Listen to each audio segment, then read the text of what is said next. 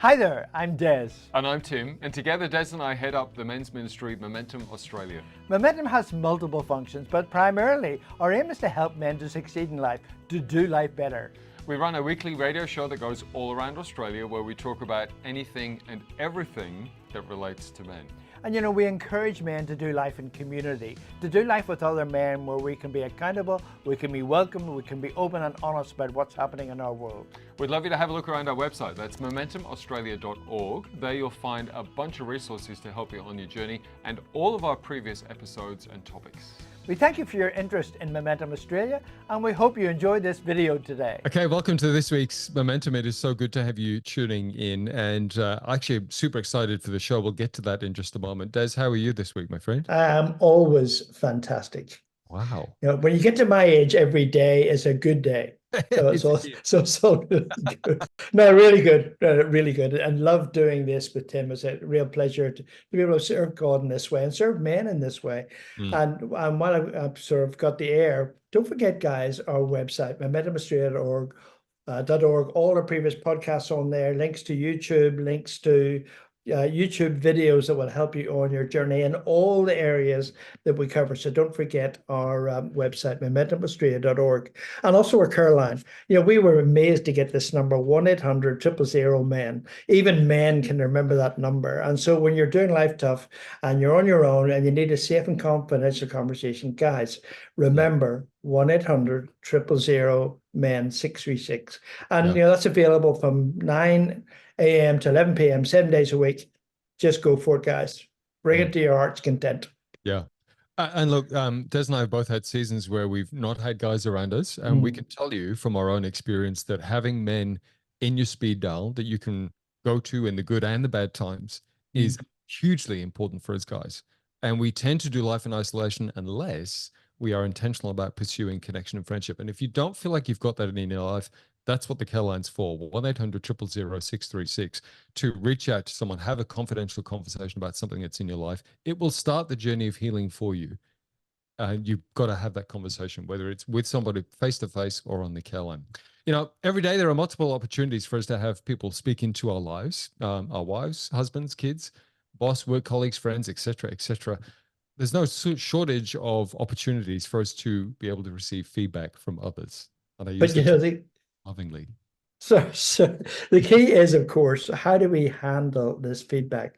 And it's crucial in terms of whether it changes us or leaves us the way we are, not only in terms of retaining friendship and relationship, but also in terms of growing as an individual person. Yeah. So how do we handle feedback with maturity to potentially make our relationship stronger and us personally better people? To help us out, we're joined on this week's show by author, educator, award-winning speaker. Man, that's a mouthful. Michelle Mitchell is joining us today. Welcome, Michelle. Hey, it is so great to be here.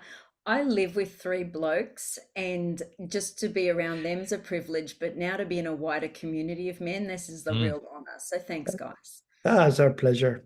Michelle, we are absolutely thrilled to have you stepping into the momentum space. And just for a quick backstory for those who don't know, Michelle and I first met when I was in radio a few years back, and we would have weekly conversations on the air. And Michelle has got so much, a wealth of wisdom that we can pull on today. And given that we know that women tune into momentum as well, we thought, hey, let's start bringing some female voices into the show. And this lady's got a lot to offer. MichelleMitchell.org, I think, is still your website. We should clarify that before we go any further. Actually, yeah. So I if haven't you got want to find out a bit more about Michelle, MichelleMitchell.org. And of course, you're going to hear from her over the next half an hour or so. So without further ado, let's jump in, Michelle. I mean, lots of opportunity for people to speak into our lives, right? I think let's look at some generic things, and then we're going to nail it down to husbands, wives, because this is a biggie for marriage, let's be honest. But specifically, you know, things that can put a strain on marriage, that sort of thing. But let's talk about the importance of feedback in general, right? Because let's be honest, this is a tricky space. We don't necessarily like feedback at times. But why is it helpful? Why is it helpful to have that feedback? We're a social species, so we can't get a realistic gauge of who we are without feedback. So on our own, we'll probably get an overinflated idea of ourselves or an underinflated idea of ourselves. Mm. Right. But what we really need is a realistic gauge of ourselves. Ooh. So I always say, particularly for kids, we've got this love-hate pull with feedback. We need it, but we also hate it because it pricks us. And Yeah. if we understand that feedback is all about growth and self-awareness, I think it gives us the weight that it deserves. I think in the female world, we throw around feedback like it's nothing, like, oh, I love your outfit, or what'd you do to your hair this time? Or, like, and we even comment on each other's personal lives without thinking about it too much. But Yeah. I think in blokes' world, they just don't go there. They really understand that feedback can sting, and they don't put themselves out there unless they're asked as much. So I think there is a real difference between how we give feedback within female relationships and maybe male relationships. There's a little bit more caution with it. And I think the first thing we need to understand is it does carry weight. And oftentimes that weight isn't really appreciated in the way that it needs to be. Feedback equals growth, and that can be stretching, it can be painful. So, Michelle, is it related to me? I've heard it said that feedback is only as important as the person who's giving you the feedback. Is that a fair comment? Yeah, I guess if your heart is open to that person, it always Yeah. is going to carry more weight. Mm. But I think it's a bit of a misconception to think that even if we don't highly value someone's feedback, we're not going to think about it. I mean, Mm. I think that some people have the capacity to let feedback go a little bit quicker than other people do. But I don't think there's many people who don't ponder on someone's negative comments. Yes. I don't quite remember the exact stats, but I think there's quite a lot of positive comments that are needed to outweigh someone's negative comments. And we Yeah. Yeah. Wow. yeah, we all have that negative bias. So if someone Mm. says one thing negative or we see one thing negative on social media, we tend to grab towards that negative thing as well. Yeah. Wow. That's so important. Just for the record, backtracking to what you said, I've never commented on what Des has done with his hair. Just to clarify that, and for obvious reasons. But I You know, appreciate that. I think about how you feel and what feedback you're going to give me every time I shave my head. I want to just step back because I think this is setting the scene, right? Tim, can I just stop there? So many guys give feedback in the form of banter as well, Yeah. don't they? Like it is so different. Can I just give feedback without knowing it? That's great. In other words, Des, you've got no hair. Like it's But I mean, it's anyway, the pot calling the kettle. Anyway, I think this is an important thing. Getting back on serious face. Here we go. Choosing to engage in feedback, right? And I love when you said this, Michelle, when we were prepping for this. Choosing to engage in feedback is choosing to engage in self-awareness and growth. This is brave work, it's right? deliberate, it's intentional. Feedback is an invitation to growth. But I mean, for a lot of us, the truth is we will get feedback and it will sting and we'll want to shove our walls up and not take it. Yeah. But if we can sit with that stuff, it's people giving you an opportunity to go, I see this. Here's maybe a blind spot, or here's something that I see that you're not maybe aware of, or did you know that, when this happens, or you say this, or you act like this, or whatever. I mean, that is a brave space, and particularly for guys and our egos, let's be honest, that's a brave space for us to step into. And let's dig into that a little bit more. It's the emotion or it's the sting that's the invitation for us to use courage and recognize that that's the growth moment. So it's the awareness, it's the emotional awareness in that moment that's the invitation for growth. So it's us being able to tap into that emotion and being aware of that emotion. That's the piece. Yeah. It's huge. And so in terms of the tone and the delivery of feedback, that's sort of key too. Because some people can be really nasty when they're giving feedback, and maybe have the right intention, but the tone is confrontational or it's negative or whatever. So there's lots of ways around that, isn't there? I think especially our young boys too, they've gotten feedback from a whole range of sources through their lives, maybe teachers, principals, sports coaches. I've seen sport coaches berate boys Mm. and Yeah. give them feedback about their performance that has just made my hair stand on end. Maybe mums nagging their kids as well. Let's face it, wives, like within our romantic relationships as well, sometimes we don't give feedback very well. And Yeah. this is something that I just think is really, really important. I think we live in a world that is bombarding, particularly our kids, but I think even as adults, we are bombarded with way too much feedback, and it's almost sensory overload. It is, it's too much to take on all at once. And I think what happens when we get overwhelmed with too much feedback, we tend to just put our hands up in the air and go, I can't be perfect. I can't do all this, so I'm going to do nothing. Mm. And I know as a wife, I've actually had to be really intentional about how I've set up these conversations with my husband. If I've got something to give him feedback on, I've had to really ask myself, whose benefit is this for? Is this important enough for me to open my mouth about or not? And with my boys as well. And I've actually had to ask for their permission or their consent and ask them, is it okay if I give you feedback about this, especially if it's something No. significant, right? If it's the stuff that needs to go in the dishwasher, that's a different story. But if it's something that's significant, the setup is so important. And this is where trust comes in. And I think you really did allude to this, Des, before.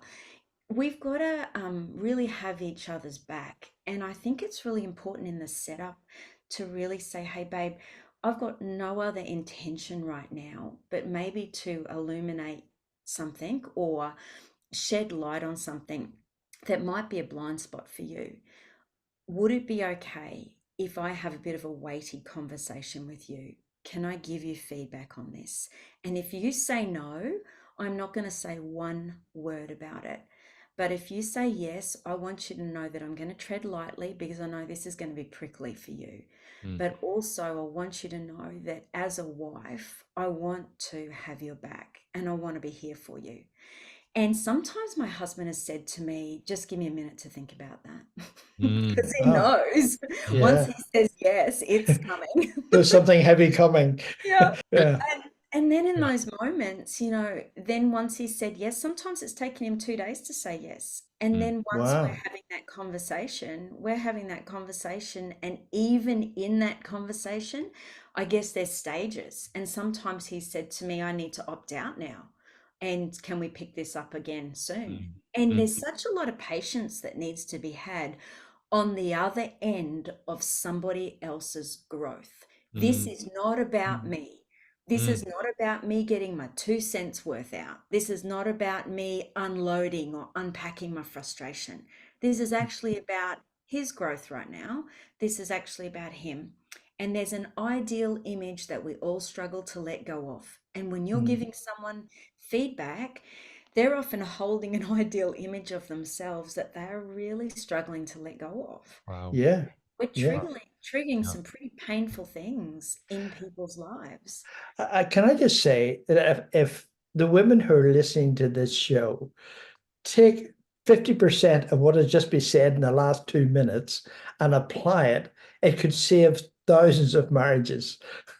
It's just so powerful. Honestly, that last 3 minutes, in all seriousness, Michelle, whether it's from a female perspective or even a male perspective, there'll be men listening, That's right. right, that will go, man, some of them will feel really angry Yeah.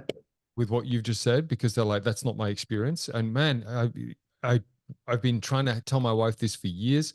Some will be really sad because they feel like they don't have that. And they feel like they've just been nagged for the last 50 years. You know what I mean? Like, and anything in between, because what you just said there, that approach that you came with, and we'll unpack that, I think, a bit more in the second part of the show when we talk about marriage specifically. But if for both of us, both parties, if we can adopt that approach, whether it's male, female, it doesn't matter. Whether your husband or wife, doesn't matter. I've seen some stuff here that I'd love to talk to you about. Are you okay to have that conversation? Because a lot of us don't even ask permission. Let's be honest. We just launch out from frustration or anger, disappointment, whatever it is. We've had our expectation let down once again. And I'm going to tell you because I'm right. And this is and then we go, well, hold on. there's no way that's going to be received well. Yeah. But the way that you came in with that, hey, I love you and I'm for you. I'm not here to hurt you, but I've seen some stuff here that might actually help you and ultimately help us as a marriage. And do you Yeah. trust me enough in this Yeah. moment? And that can change from season to season in a marriage. Let's face it, over Yeah. 30 years, we've been married now. Like, some seasons are easier than others. Do you trust me now in this moment to give you this feedback? Mm. And if the answer is no, do I have the character to shut up? Yeah. Yeah. To back off. Absolutely. That's going to communicate to my husband that he can trust me to hold my word. But let's then step into that space in a greater capacity. We're talking marriage here because let's be honest, giving feedback in a marriage can either make or break a marriage, right? And the way that we do that, we handle our partner in that moment of giving feedback, even if it's warranted and necessary. The way that we do it can either really hurt them and cause a distance, or it can bring us together and keep the relationship sound. So some thoughts about, for the men listening right now, needing to approach their wife about something in their life. Some thoughts about how we do that to bring something to them so that we can bring it in a way that she can receive. Okay. Before I start, let me just give, excuse me, a practical, just little bit of information before I head into a story. This stuff applies to our children as well. So just flip it when it comes to talking to our kids. It's the idea of not giving feedback that's, substantial unless asked. And if it's absolutely necessary, especially with our kids, can I give you some feedback sometime within the next 24 hours when would suit you? So trying to give them some choice and ownership within it. So we're not just pouncing, because I don't know about you, but arguments break out in my home when everyone starts to give each other feedback without asking. Yes. It's It's that's life, what an isn't it? argument is. It's just everyone just lobs in with feedback. That's basically an argument. So, Tim, I think your question was, when was a time where your husband gave you feedback? Yeah. Okay. My husband's from North Queensland. And I guess talking about language, talking about emotions is never been his strong point, and he won't mind me saying that, right? And he's very protective of me, I guess, emotionally, because I think that he doesn't like to feel emotions in a deep way. He's got a very even temperament. And I think he's emotionally protective of me. And when he's ever got to speak to me about something that he thinks might hurt me, he is very sensitive about it. He doesn't like to dump on me emotionally. And whereas that's great, it sometimes limits maybe addressing some of the heavy issues in relationships. And we did go through a patch in our marriage where he needed to talk to me about some things that were on the heavier side, and he was struggling. And it was struggling because he didn't want to hurt me. And I kept saying to him, babe, I know you love me. And I was trying to say to him, do what I do with you. Tell me, darling, I love you and I've got your back. And I'm saying this because I want our marriage to be stronger. But for him, that wasn't easy for him to do. And so I said to him, what's going to make it easy for you to give me the feedback or address the things that you need to address with me? And so we decided together it would be easier for him if we went to see a counselor and we talked about it with someone else in the room. Because I'll tell you why. He needed someone to ask and prompt his thoughts and feelings and give him the permission to be completely honest. Did I find one word that came out of his mouth offensive? No. Did I find one word that came out of his mouth hurtful? No. I could have finished his sentences. I knew exactly what he was thinking and feeling. I'd been married to the bloke for 25 years then. But for him, getting that out of his heart and out into the world was hard, and he needed help to do that. And so that was helpful for us. Can I bounce off that and just paint another scenario? Because there'll be guys listening who perhaps need to or want to have a conversation with their wife. And I'm not blaming wives here. I'm just painting a scenario. But they don't go to their wife because they're Yeah. actually almost afraid That's right. of the response Backlash. they're going to get. It's Yes. been so volatile in the past when they've tried to, so now they're just shut down. And may I paint the scenario as well, and I'll own this as well. I've got that Mediterranean heritage.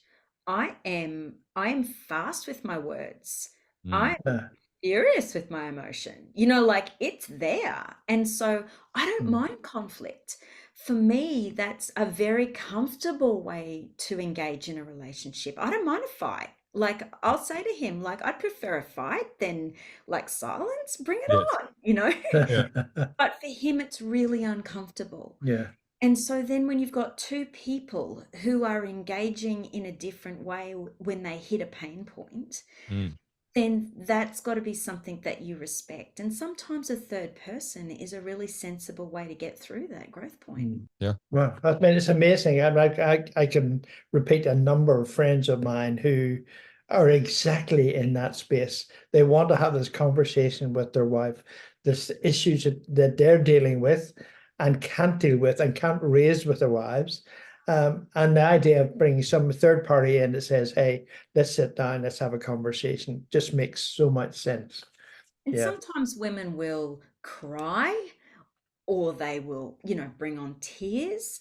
And so then what men do is they shut down because they think, well, I'm making her cry or I'm doing a bad thing by expressing my emotions. But you know what? Like sometimes a counselor can be the one that's there for your wife or your partner because Mm. you have a right to your voice and your feelings as well.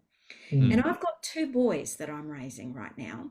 And one of the big messages that I feel like I'm trying to get through to my boys who are, you know, at that age where they're dating and looking for partners is it is not all about the female.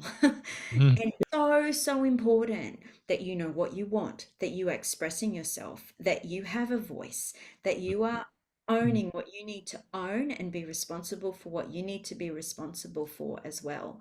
And that you feel like there is equality in your relationship. Because I think even from the high school age, our boys are 18 months behind developmentally.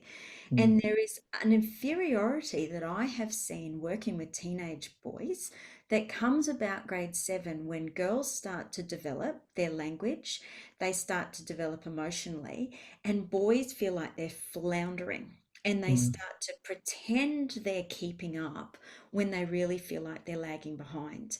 And then when they start to date in their 20s, girls can be streaks ahead in their organizational skills and knowing what they want to do and who they are in life. And boys kind of fake it. And when they're faking it, they're actually getting themselves in situations that they're not even sure that that's what they really want. And so Yes. I guess helping young boys find their voice and know what they want, I'm pretty passionate about. Mm. Wow. Yeah. Because I mean, ultimately, right? I mean, that leads to healthy men and healthy marriages. If we can Yes. nail this stuff at an earlier age, then you get to the 30s and 40s and we're in the marriage situation and there's all the other commitments and whatever's, but we've learned the art of being able to communicate and have the feedback stuff happening. Let's stay with the marriage piece though, Michelle, because Yes, I want to continue to explore that because I think, again, there's many men listening now who, well, let's be honest, communication in marriage is one of the biggest challenges, right? Yeah. And that's where often marriages break down. So you mentioned at the end of the first part of the show about how to approach the husband. And we painted this scenario there about guys wanting to approach their wife, but wife may be volatile and whatever. I suppose it's the generic thought around when my partner is trying to bring something or wanting to bring something to me. Yes, the way it's bought is important, but how I respond is important Yes. too. So I suppose let's kind of unpack that a little bit too, because yeah, again, we can either negate what's being said by the way that we respond, or we yeah, can inflame what's been it's said by the really way good. we Yeah, it's respond. really So good. maybe let's unpack some of that. Well, that's really good. Okay. So when someone gives you feedback, we've got to understand that we are then going to tell ourselves a story about what they're saying to us. Mm. We are going to overlay that with our own story. So, what it's so important to do that when someone gives us feedback, we check in and make sure that we're hearing it correctly. Mm. So many times Mm. I've given my husband feedback or he's given me feedback and I've said, so you're saying to me that I'm blah, blah, blah. And he's like, that's not what I'm saying at all. Like, Yeah. because what it's doing is triggering our deepest fears, our deepest insecurities, moments in our lives where we haven't measured up, where we've heard something similar, but different. Mm. And it's attaching to our wounds that Mm. we Yeah. had as a child, as a teenager. And that story can be inaccurate, outdated, and we cannot be hearing the feedback accurately. Wow. And I think that right there takes time. And I think in our busy schedules, if we're really wanting to hear feedback from our partner in a way that is accurate, we need to make sure that we allow ourselves the time to not just hear it, but hear it accurately. And don't think that's going to happen in 5 minutes. That's like a hour chat, but maybe 2 or 3 day hour chats, Mm. really, if it's something significant. Yeah. Wow.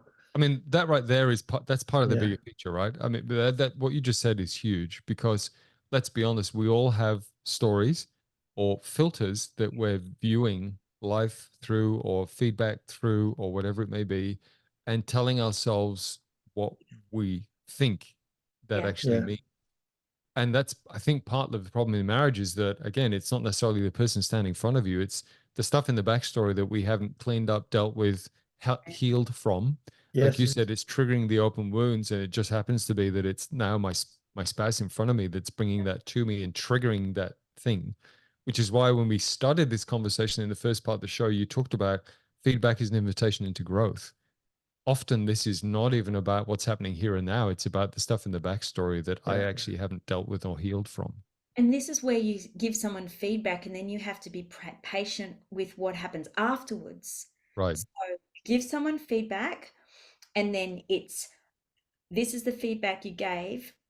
This is what I heard, which is different than Yeah. what you gave. Yeah. And this is what it triggered in me. And this is what I've now got to deal with. This is Mm. the story I've now got to deal with. This is what's outdated. And this is what I've got to refine. And this is what we've got to sort of, deal with and talk through. Mm. And that can take, a few weeks. That can take a Mm. few months. That can be a bit of an ongoing process. But that can be like, hey, my dad always told me I was this, and you've just told me I'm this as well. Now Mm. that just unpacks, like, it's Mm. almost like opening the vault. Yeah. Yeah. If Yeah. you Yes. just 100%. opened a vault, Yeah. then you've got to have some patience with that process. And Yeah. then I think we need to make it so practical. Okay, so honey, let's just take this a step at a time. Let's just, okay, what next? Yeah, well, I mean, that's very calm and very collected. But 9 times out of 10, those sort of conversations don't start that way and certainly don't end that way. So I mean, it is a process, isn't it? It's not a one-off conversation. It's, let's start this in the right space. Let's work through what the issue is. And I think what you said before about I love you, this is for our benefit. This is not me having to go at you. This is about us doing life together well. And so those sort of messages are so important in Mm. those conversations, aren't they? It's just so key. And that's such a beautiful place to always come back to when it gets Mm. heated. If things start to escalate, we go, okay, what's happening for you right now? Let's come back to what matters. I love you. I love you. This, Mm. and do we need to just take a break from this? We're not going to solve all this today.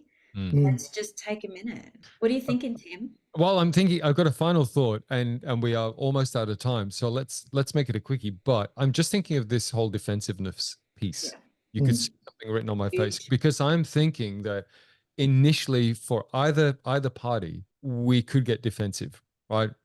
The, Yes. the story that brings up, the trigger that hits, is so profoundly upsetting for us or too much in that moment that we just get defensive. We shut it down and we shut down the conversation. And then whether that's I'm trying to have a conversation with my wife, she just shuts down, or vice versa. I'm trying to have a conversation with my husband, he's too whatever, it just shuts down, walks off, whatever.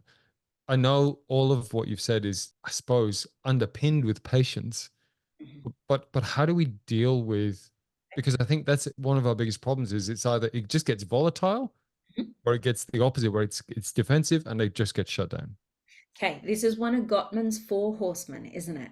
So Right. this is one of the The 4 stonewalling. horsemen that will jeopardize a relationship. So this is underpinned by research. You've nailed it. If our listeners can identify within themselves that defensiveness is the thing that is a wedge in their relationship, and they can become aware that this is something that is getting in the way of this process, just that awareness itself and taking that idea that I am becoming defensive and it's a problem, taking that to a safe space and starting to unpack that and saying what's happening in that moment and asking themselves the question is, why am I feeling so defensive? You know, what am I telling myself in that moment? Why am I feeling so afraid? Because the truth is, defensiveness is just a way that we have kept ourselves safe through our lives. Yes.